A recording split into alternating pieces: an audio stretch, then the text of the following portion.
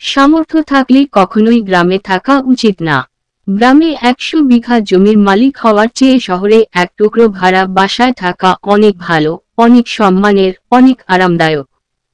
গ্রামে স্থায়ীভাবে বসবাস করাটাকে কোন সূচকে এগিয়ে রাখা যায় আসলে?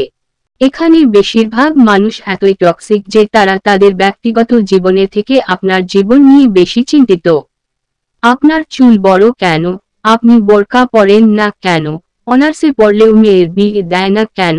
বয়স 25 পেরিয়ে গেলেও এখনো জব হয় না কেন? আপনার ব্যাচমেট কেউ বিদেশে গিয়ে লাখ লাখ টাকা কামায়, আপনি এখনো পড়াশোনা করেন কেন? এসব আজগুবি বিষয় নিয়ে তাদের অনেক টেনশন। মাঝে মাঝে দেখবেন আপনার নিজের ফ্যামিলিও যেসব বিষয় নিয়ে চিন্তিত নয়, অন্যান্য মানুষ এর থেকে বেশি চিন্তিত। গ্রামের টক্সিক বিষয়গুলোর আরেকটি বড় পার্ট হচ্ছে ঝগড়া। আপনি এমন কোনো বাড়ি খুঁজে পাবেন না যেখানে জায়গা জমি নিয়ে কোনো বিরোধ নেই। প্রত্যক্ষ বা পরোক্ষভাবে এই ফ্যামিলি সেই ফ্যামিলির সাথে কোনো একভাবে ঝগড়া লেগেই থাকে। 1 ইঞ্চি জায়গা নিয়ে মাথা ফাটাফাটি, অশ্লীল ভাষায় গালাগালি, মামলা মোকদ্দমা চলতেই থাকে। এইজন ওইজনের নামে গোপনে প্যাঁচ লাগিয়ে ঝগড়া বাঁধিয়ে দেওয়া, কাউকে পছন্দ না হলে তার নামে জায়গায় অজায়গায় বদনাম রটিয়ে দেওয়া, এমনকি বিয়ে আসলেও গোপনে প্যাঁচ লাগিয়ে দেওয়া গ্রামের বেশিরভাগ মানুষের যেন একটি নিত্যদিনের কাজ। গ্রামের বেশিরভাগ মানুষই এতটা অজ্ঞ যে তারা সফটওয়্যার ইঞ্জিনিয়ার বুঝে না, ইলেকট্রিক্যাল ইঞ্জিনিয়ার বুঝে না, এমবিবিএস ডাক্তার এর মানে বুঝে না। তাদের কাছে সরকারি চাকুরি মানে পুলিশ হোক, কনস্টেবল, সেনাবাহিনী হোক, সৈনিক, প্রাইমারি স্কুলের শিক্ষক এসবই।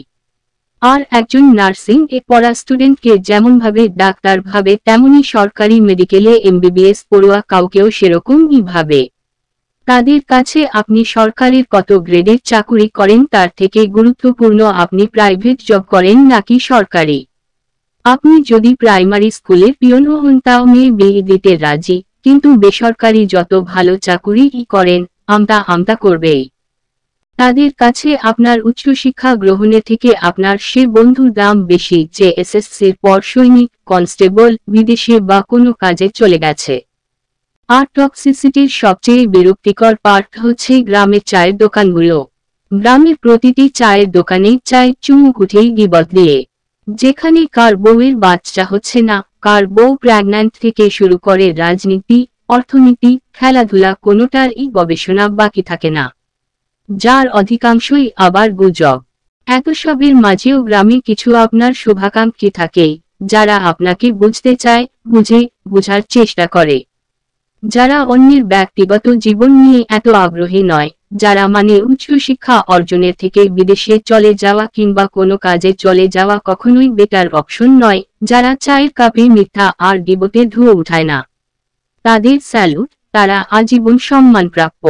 জন্ম থেকেই গ্রামের পলিমাটি গায়ে মেখেও একজন খাঁটি গ্রাম্য মানুষ হয়েও এই কথাগুলো লেখার একমাত্র কারণ তিক্ততা।